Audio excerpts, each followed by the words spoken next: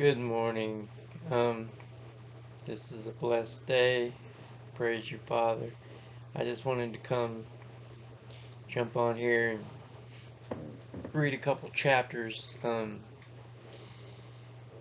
It's when I read this, I believe things will come to light. Um,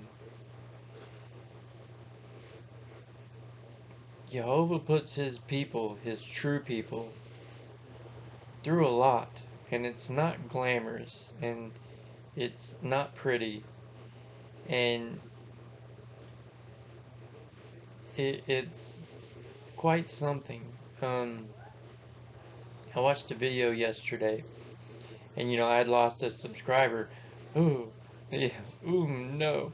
And it did bother me. I have 40 subscribers, and I see these people that they have millions and hundreds of thousands.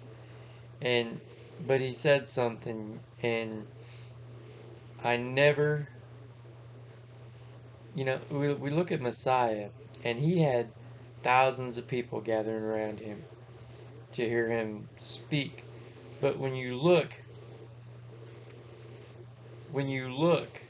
at the big picture, most of the people came to him because they were hungry physically, not so much spiritually. Physically, they knew that they would get fed at his conference, you know, and food was a big deal back then. He they wanted this man as king because he could feed tens of thousands of people with nothing. Um, You had a sickness, an ailment, an incurable disease. Let's come to this man. He will heal you. And but when he started speaking, people ran. They didn't want nothing to do with him. They left him. And his gathering was a small few. And he said, "Are you going to leave me too?" And they said, "You have the words of life. Where else would we go?" And that's what it boils down to. And I saw a video, and it was Francis Chan, and everybody knows him. Um, I believe he's a wonderful man of God, um, and I believe the Holy Spirit's working on him. Um, I don't know how long ago the video was, but because I've kind of stepped out of the Christian thing for a few years now, but he said that he had to leave his megachurch. He was talking to Lecrae doing a podcast, and he left his megachurch because he said he was sitting in his living room, and he said, "Honey," he was talking to his wife, and he said, "I gotta do something different because I'm I'm feeling conviction that you know if Jesus or the Apostle Paul had a church in whatever county there in California where he was at, mine would be bigger." So it had became about look at me. And he didn't want look at me. He wanted look at Messiah. And then he said, I started seeing I have 5,000 people or however many out there, and they have spiritual gifts, and they're just going to waste. There's nobody there to nurture them. I don't know these people, and that's not how it's supposed to be. We're supposed to have love one for another, and we're supposed to iron sharpens iron, and we're supposed to minister with each other, and we're supposed to do life with each other and grow up with each other. And he wasn't seeing that, and it just opened my eyes. And he still says, even today, I'm only 90% sure that I'm going to heaven, but it's about obedience. And he has love wrapped up in obedience, but what are we obedient to? That's the question. you know and honestly, without the commandments, there's nothing to be obedient to. The only thing to be obedient to without the commandments of God is the world's uh, morals. That's it. So, I don't believe being obedient to the world's morals is what John said, you know, if you love me, obey my commandments.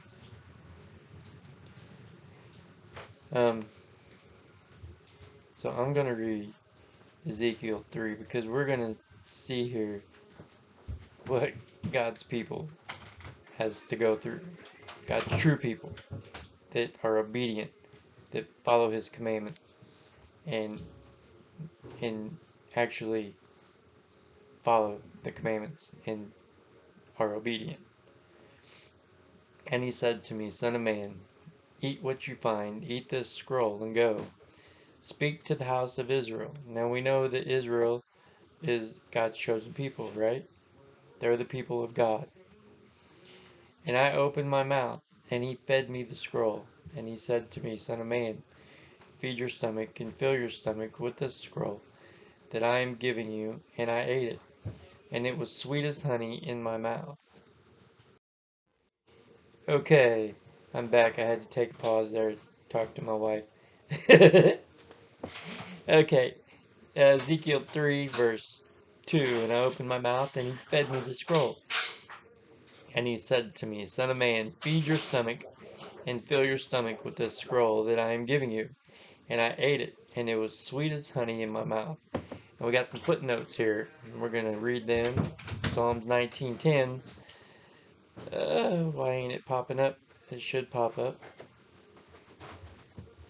Well, but it's not popping up, so I guess we're not going to read them. Yeah, I'll go to my Bible on my phone. Psalms 19:10.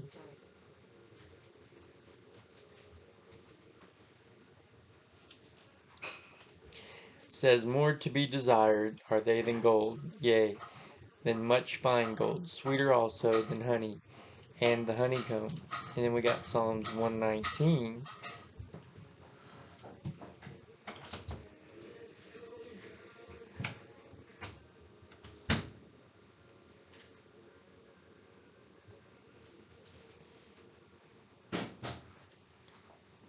I'm sorry, this isn't all put together all pretty. 103. Usually I can just point on there and it pops up, but it's not doing that for whatever reason.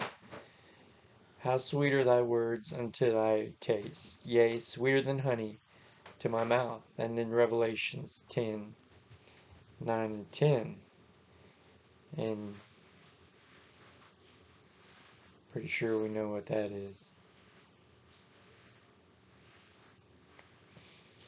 And I went unto the angel and said unto him, Give me the little book.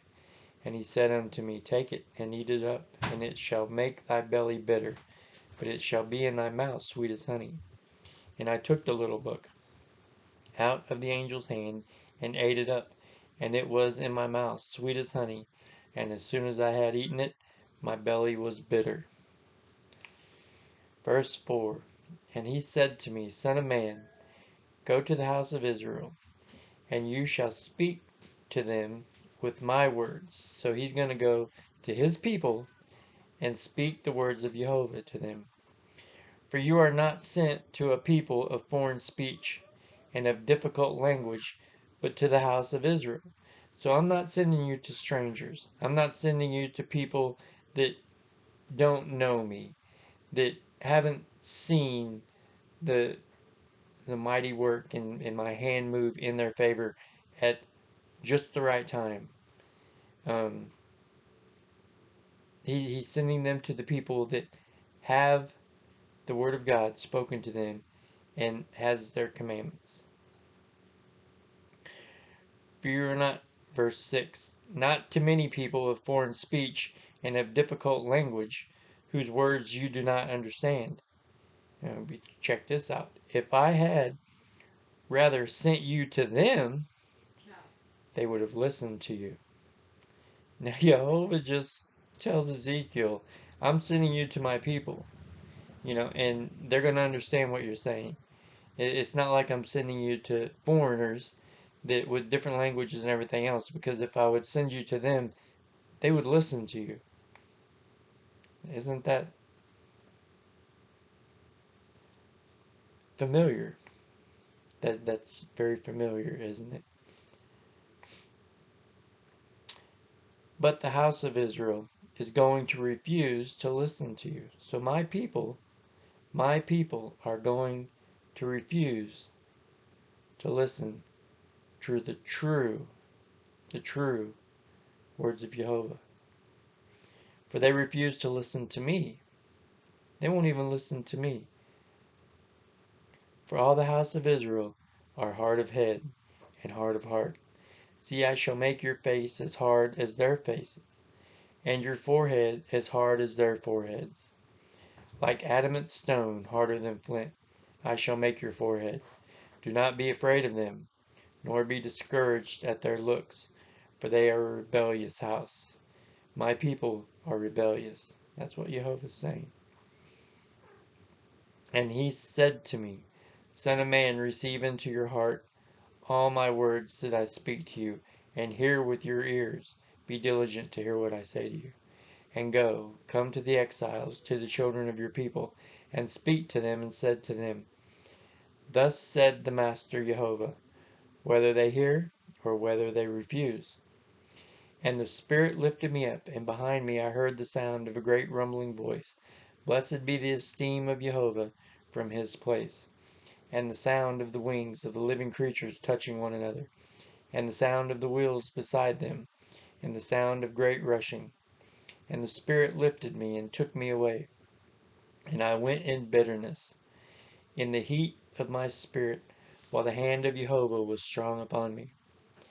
And I came to the exiles of Tel Aviv, where were dwelling by the river Kedar, I'm not sure, and I sat where they were sitting, and sat there, stunned among them 7 days. And it came to be at the end of 7 days that the word of Jehovah came to me, saying, Son of man, I have made you a watchman.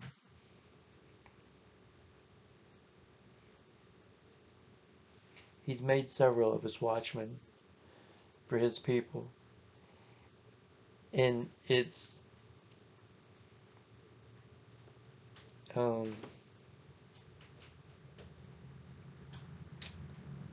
what's the word I'm looking for? It's crushing when you tell people things and you warn them and you give them guidance and words from Jehovah and they dismiss it because their pastor that he learned from theology school has taught them something different. I've made a watchman for the house of Israel. So he made Ezekiel a watchman for his people. And you shall hear a word from my mouth, and shall warn them from me. When I say to the wrong, you shall certainly die, and you have not warned him, nor spoken to warn the wrong from his wrong way, to save his life, the same wrong man shall die in his crookedness, and his blood I require at your hand. The passage is almost the same as in Ezekiel 18. 20 through 32, you can look that up, and Ezekiel 33, 8 through 20.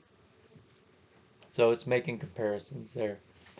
If it would pull up, I would read it. But if you have warned the wrong, there we go. If you have warned the wrong, and he does not turn from his wrong, nor from his wrong way, he shall die in his crookedness, and you have delivered your being. And when a righteous one turns from his righteousness, and shall do unrighteousness, when I have put a stumbling block before him. Now, that, we're raised up and we're taught that, oh, it's the devil. It's the devil. It's the devil. But this right here says, And when a righteous one turns from his righteousness and shall do unrighteousness, when and this is Jehovah speaking, this is the Creator, this is God, when I have put a stumbling block before him. So whenever I put a stumbling block before one of my righteous children, and he turns from his righteousness and does unrighteousness, he shall die. Because you did not warn him, he shall die in his sin. And his righteousness which he has done is not remembered. And his blood I require at your hands. So this, he's referring to his people, his righteous and unrighteous. And, if they turn from their righteousness. But then he's basically saying, you're my watchman. You're the one I'm sending to these people. You're the one that I'm going to give these words to. And if they falter, it's on you. If they succeed, it's on you. So that's like a big deal. That's a big deal. Um, we we affect many. So it's I love my pastor because he loves us. Um, and we're connected. Everybody within our body is connected, and that's how it should be. That's how it was in the first century churches. That's how it was with Messiah and his disciples. It's our spirit testifies with one another, even at great distances. It still testifies. Like he says, when you're going through something, I feel it,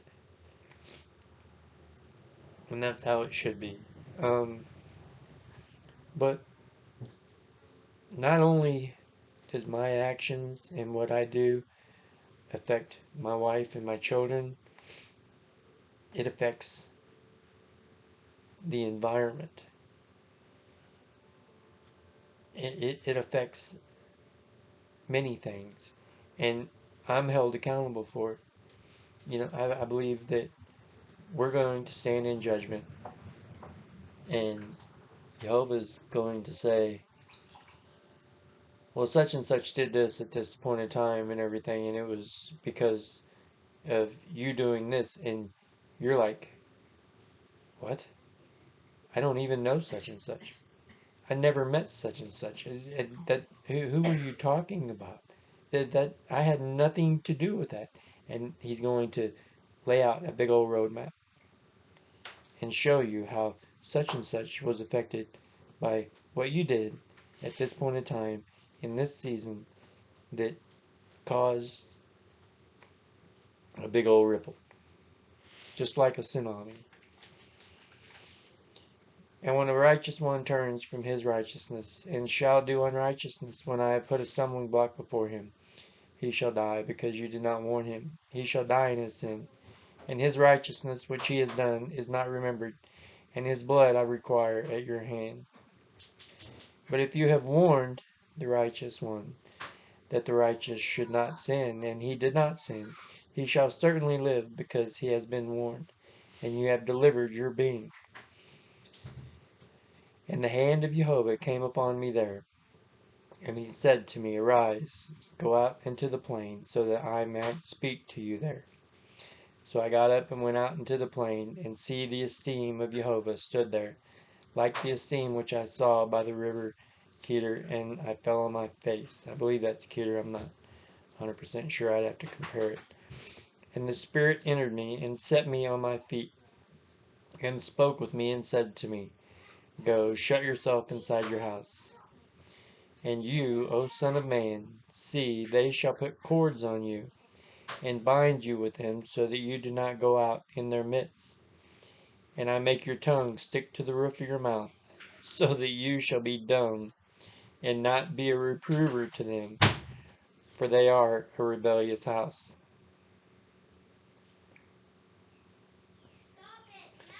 Hold on. I got a tick.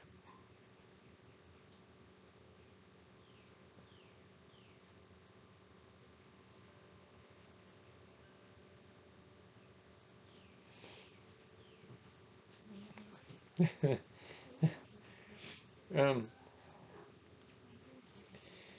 okay, we're going into verse 4. I'm sorry. Ezekiel chapter 4. And you, son of man, take a clay tablet, and you shall lay it before you, and shall inscribe on it a city, Jerusalem, and shall lay siege against it, and build a siege wall against it, and heap up a mound against it, and set camps against it, and place battering rams against it all around. Then take an iron plate, and set it as an iron wall between you and the city. And you shall set your face against it, and it shall be besieged, and you shall lay siege against it. It is a sign to the house of Israel. So he's telling Ezekiel, I want you to do these things, and I'm going to have you do them in front of the assembly of Israel, before my people. You know, Israel, these are God's people. Israel is God's people, right? Um, and it's going to be a sign to them of the judgment that I'm bringing on them. But he has one man do all this. So I mean, if you look at this with just like natural eyes, or however, I mean, you're like, but this is a prophet of God, and he, excuse my French, but he's going through hell. Jehovah is putting this man through torment and grief. And I mean, it's like he's going through all this garbage. I mean, just he's going through trials and tribulations and persecution and everything else just to prove a point to the people of Jehovah while they're out doing their thing, living it up. Ponder on that a little bit. Verse 4. And lie on your left side. And this is what Ezekiel's going to have to do. Lie on your left side, and you shall put the crookedness of the house of Israel on it. As many days as you lie on it, you shall bear their crookedness. For I myself has laid on you the years of their crookedness, according to the number of the days, 390 days, and you shall bear the crookedness of the house of Israel. So my people have been crookedness and rebellious for 390 days, and I require that at your hand you're going to lay on your side. Wow.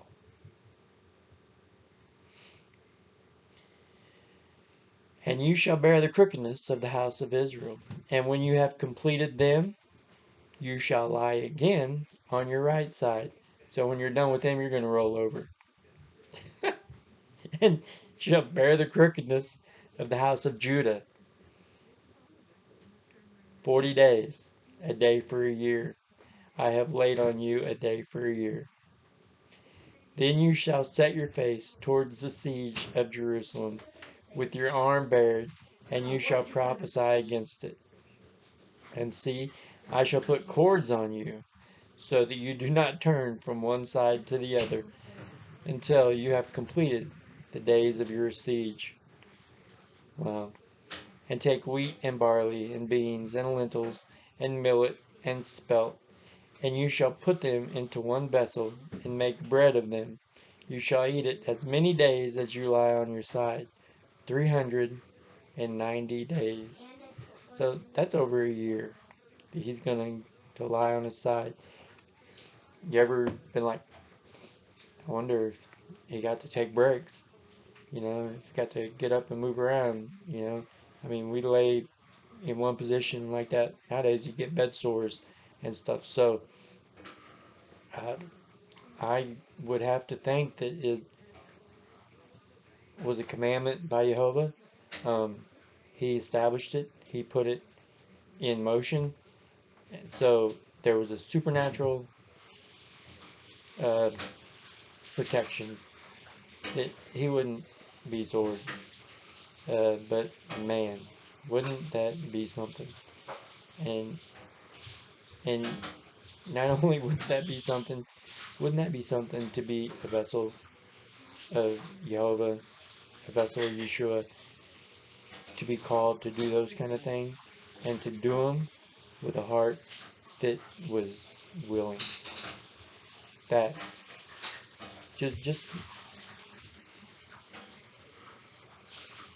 just think. I mean, just think. And your food, what you eat, is by weight, 20 shekels a day, to be eaten from time to time. And drink water by measure, 1/6 of a hin, to be drunk from time to time. And eat it as barley cake, and bake it before their eyes on human dung. And Jehovah said, even so the children of Israel shall eat their defiled bread among the nations to whom I drive them. Then I said, Ah, Master Jehovah, see, I have never defiled myself from my youth till now. I have never eaten what died of itself or was torn by beasts, nor has unclean meat ever came into my mouth. Now, isn't this shocking? It is shocking to me.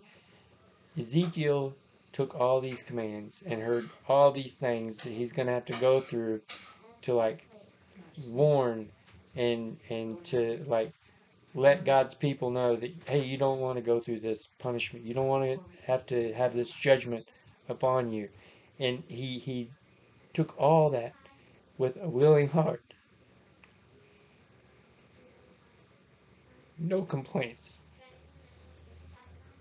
And then Jehovah says, you're going to bake this over human dung. And he's like, whoa, whoa, Father, I've never defiled myself. Please don't ask me to do that. And today, we so willingly just give up. We have prophets that come in and so-called prophets, I should say. They come into church, they stand in the corner and give everybody a little prophecy, and then they go to the barbecue joint after church and have a pulled pork sandwich. Without even thinking twice about it, because, you know, our God isn't everlasting. He's not the same yesterday, today, and forever. And he does change. That's what it boils down to, people. And he said to me, see, I am giving you the dung of cattle instead of human dung, and you shall prepare your bread over it. And he said to me, Son of man, see, I am going to cut off the supply of bread in Jerusalem, and they shall eat bread by weight, and with fear, and drink water by measure, and with dread, so that they lack bread and water, and shall be appalled with one another, and be consumed in their crookedness. This has just been a couple days of like a punching bag. Um,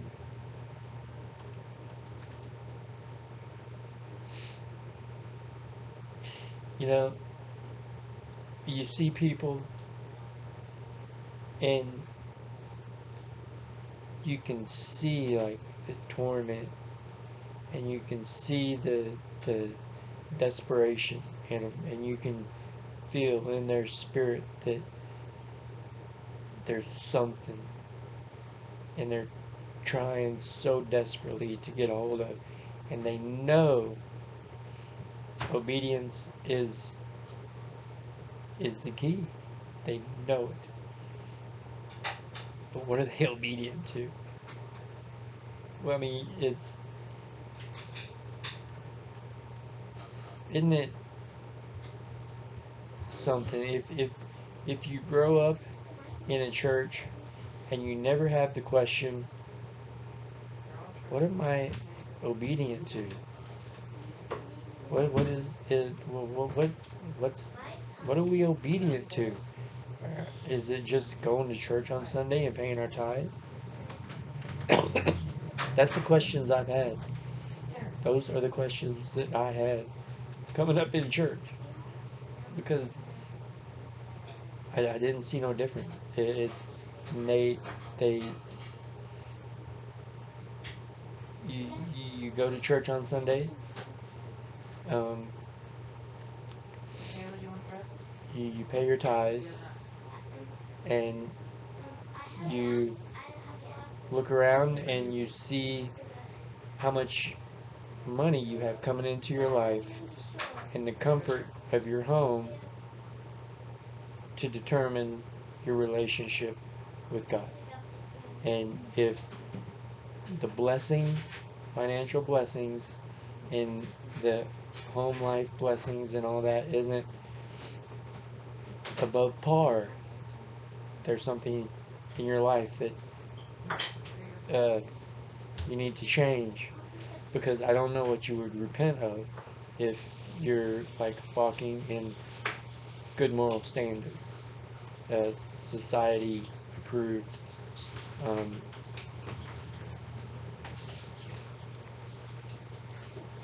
lifestyle. I don't know. But with that, I believe I'm done. May Jehovah keep you and bless you. May His face shine upon you and give you His shalom. And I pray, Father, that you just open up the ears and let them hear what the Spirit has to say. Open up their eyes to see what your word has to say, Father, and just may there be some nugget or some thing in here that somebody may hear that they can get and grab and run with and build upon. And I just pray, Father, that you just bless me and bless my family, bless my wife and children, and just give us your shalom, Father, day to day. In the mighty name of Yeshua. Amen. Praise you, Father. Shalom, everybody. I'll see you tomorrow.